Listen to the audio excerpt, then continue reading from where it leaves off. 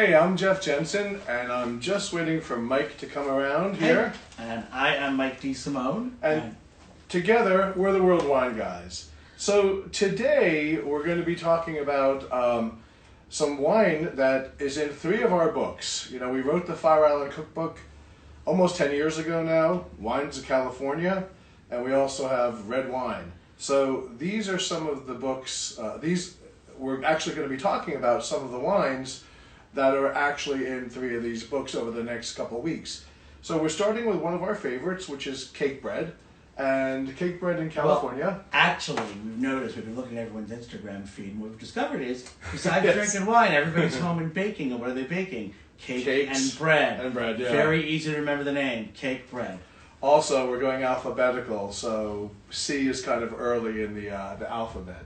So let's talk a little bit about some of Cakebread Chardonnays. First of all, I just want to say that the visitor experience at Cakebread is really cool. If you ever have time to go, you know, once we can all travel again, they do a bunch of different tastings, wine and fruit pairings. Oh, there we are. There we are, we're live. Okay. And I'm with just sound. Okay. Yeah, you keep talking, I'm going to turn off the volume. Okay. So the visitor experience is really exciting. You have opportunity to do wine and fruit pairing, just taste the wine, but they also have what's called a family pairing or family tasting. So it actually does include the children. So obviously they don't get wine, but they do get something else to taste. And it teaches them maybe how to taste, you know, differently. So it's a nice experience. And you know, when we talked about, you know, the wines to feature from Cakebread, we realized that, you know, when a lot of people think about Napa Valley, the first thing that comes to mind is Cabernet Sauvignon. And one of the things that we discovered, and of course if you visit there you'll discover it, but when we were writing Wines of California, besides Cabernet Sauvignon and besides Chardonnay, which we are going to be tasting today, if there's a grape, a viable, commercially grown grape that you can think of, something that's like not just grown in very small quantities in one region in the world, if there's a grape that people grow that you've heard of, someone is growing it and putting it into a bottle in Napa Valley. Definitely in Napa Valley. And you know, a lot of people ask us what's over our head, and I just want to tell you that the bicycle handles, that was my grandfather's old Peugeot. You're really going on script today. Well, I decided that I just wanted, you know, everyone's always asking, you know, what are those things over your head? So that's his handlebars, and here's a good crank, you know, wheel and chain that we made into a light. So just so you know. Okay. So let's talk about the first wine. Okay, well we actually have 2 different Chardonnays here, and the first one is the Cakebread Napa Valley Chardonnay. Right. So that is a wine that for people who don't like the more heavily oaked style, this wine sees 8 months of oak. It's actually fermented in barrel for 8 months, and it's fermented sur lie. Oh, that's French for on the lees. On the lees. I know, we're going to get geeky here. We can talk about batonnage. I'm going to get super geeky. There's also some malolactic fermentation as well. But what that means is that this wine is going to have like a really nice texture and a good mouth feel to it. For people who like kind of creamy. For people who like a little bit more oak than that, we actually have the Cakebread Cellars Reserve Chardonnay, which is from winery family-owned vineyards in Carneros. So let's taste that, and then we'll talk a little bit about it. First of all, let's toast to all of you and all of your health and your family's health. So cheers. So cheers. Cheers to you. Cheers. Oh, that's really nice. Nice and creamy, really full-bodied. This would go great with a great mac and cheese. This would go great with a fish dish. That'd go great. I'd have that with popcorn. That'd go great with anything. Popcorn too. You know, all I can think about is baking and binge watching lately. Yes. So this would go great with popcorn. It does. Or cheese scones. It's not overly oaked. It has that nice oak that I like. That's like a little bit of vanilla, a little bit of spice. Even the taste almost of like some, I'll say it again, baking bread in there too. But this really is delicious. a very, very nice wine. I'm just going to keep drinking this while Mike talks.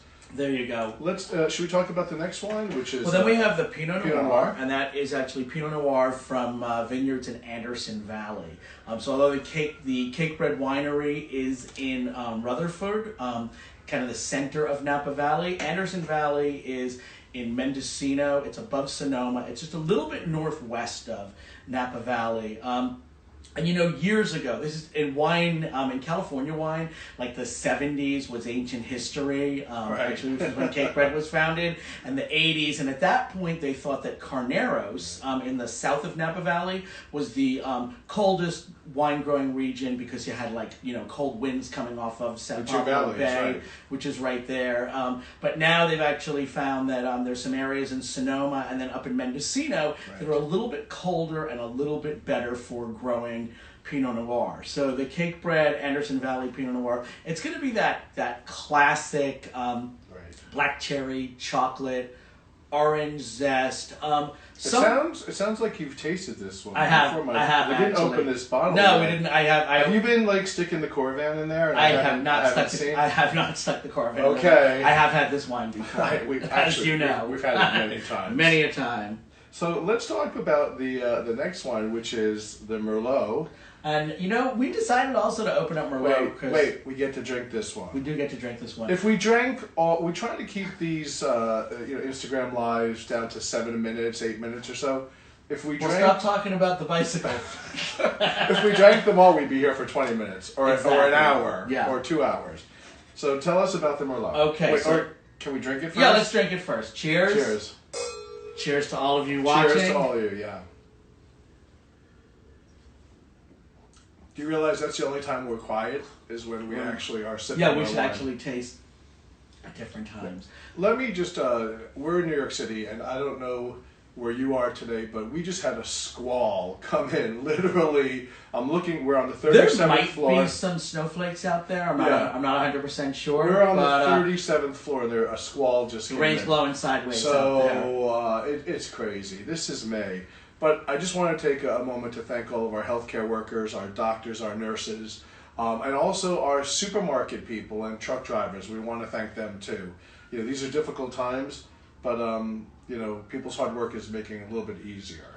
So now Mike's going to talk about the Merlot. We'll talk about the Merlot, which has a really good, it's got that classic blackberry, blueberry. There's some milk chocolate in there, a little bit of espresso bean on the finish. One of the things that I like about Merlot, which kind of gets a bad rap sometimes, people say that they prefer other grapes to it. Merlot has much softer. Well, it's because of that movie Sideways. Let's be honest. But that's true. That really did a lot of damage to Merlot's reputation. It actually did. Some of the finest wines in the world are made from Merlot. There's a lot of Merlot grown in Napa Valley. And Merlot has softer tannins than Cabernet Sauvignon. So whereas many Cabernets need to age for a long time, this one is ready to drink right now. Yeah, and Merlots in general are ready to drink a little bit sooner. This is a great Merlot. I think this bottle is going to find its way to my dinner table tonight. So there you go. Well, we opened it already. Yeah. So again, I'm Mike DeSimone. And I'm Jeff Jensen. And together, we're the World Wine Guys. And thank you for joining us today. And we hope that you enjoyed learning a little bit more about Cakebread Cellars. Yes. And we know that many of us are at home and we're ordering wine online and having it delivered from our wine shops, or even venturing out with a mask to buy wine, because wine shops are essential businesses. So we're kind of lucky. We have a lot of wine. We do. Actually, I'm noticing a few holes here, so we probably have been drinking a little bit. So there you go. Cheers to you all. So cheers, stay safe, and drink well. Thanks for joining. Thanks. And I get to stand here and smile until Mike just turns it off. Look cute is all you have to do. Cheers, everybody.